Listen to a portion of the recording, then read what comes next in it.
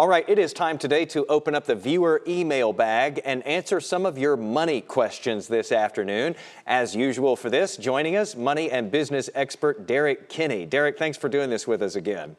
My pleasure, Jason. One of my all-time favorite segments. I love this too because we're getting to actual problems from actual people here. Yes. And we're going to start with actual person Carl in Frisco first.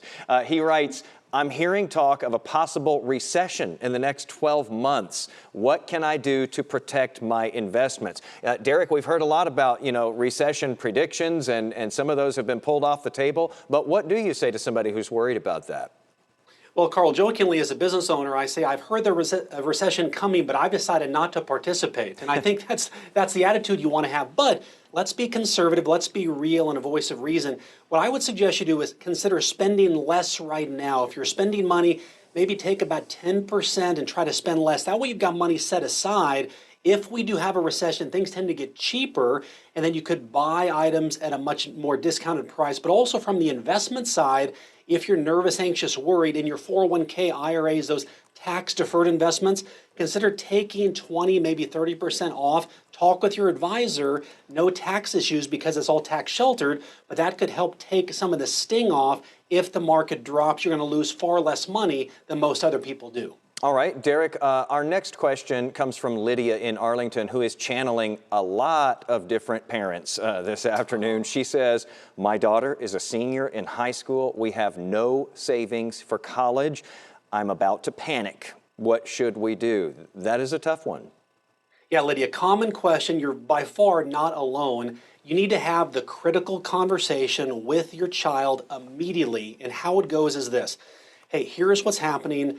Dad and I have not saved anything for your college. We need to come up with a game plan together to figure out how to get to the college that you want to go, but do it in the most affordable way. And what that does is it engages your son or daughter in the voice of reality that, hey, mom or dad are not going to sugarcoat things. Here's where we're at financially.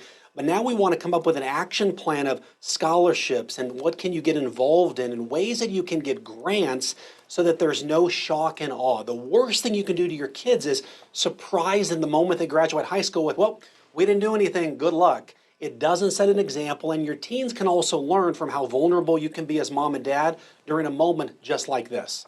Okay, that's a good piece of advice there. Let's get to Lola in Fort Worth, who says, I feel overlooked at the big company I work for. Is now the time to look for a new job? I just need you to give me a push. So she's kind of looking for that little bit of inspiration here, Derrick. I think a lot of people might feel that way in the workplace, especially after all the gyrations that we've been through in the past couple of years. What do you say to Lola on that question? She wants me to be the bad guy, Jason. All the pressure's on me right now. Here's what I would do. Before you jump ship, Lola, ask yourself, do I like the culture at the company I'm at right now? And do I like the people I work with? And if that's true, then ask yourself and do this experiment. In the job you're in right now, what could you do to increase sales, reduce expenses, or help grow the business? And if you can come up with one item that helps in each of those three areas and go to your boss and say, hey, I don't want to just ask for a raise. I want to make more money and have more responsibility. If we can help you answer these three questions over the next 90 days, could I get a promotion or get a raise? And see what your boss says. Oftentimes they're shocked because here's someone thinking like an entrepreneur inside of a company. If they say no, no hard feelings, put out the resume. But on the resume, be sure and do this. Write down the accomplishments you've had so that you stand out. How have you reduced expenses, increased sales? Percentages, numbers speak volumes on a resume. Okay, very smart there. Let's finish this off with Francisco in Plano, who writes, my wife and I fight about money all the time. Derrick, he's saying he needs some advice on how to get them on the same page. He's probably channeling a few people here in North Texas, too. Well, from financial advisor to marriage counselor and back and forth, Francisco, listen, what you want to do, if you're going to fight with your spouse, fight for common ground. You need to go to your favorite place, go to your favorite coffee shop, where you like to have a drink, wherever that is, where you're in your comfort zone, and play the game of what do we have in common financially, and find one thing. And then say, hey, now we're on a hot streak, honey. Now we've got common ground. Let's find a second thing and a third thing. And before you know it, you've got a couple core goals. Now, each of you may irritate each other to no end because of how much the person spends or saves. But if you can get on common ground with your goals, you will have a much better financial situation and a much better marriage, which often leads you to making more money because you just feel better about life. And that's a good thing.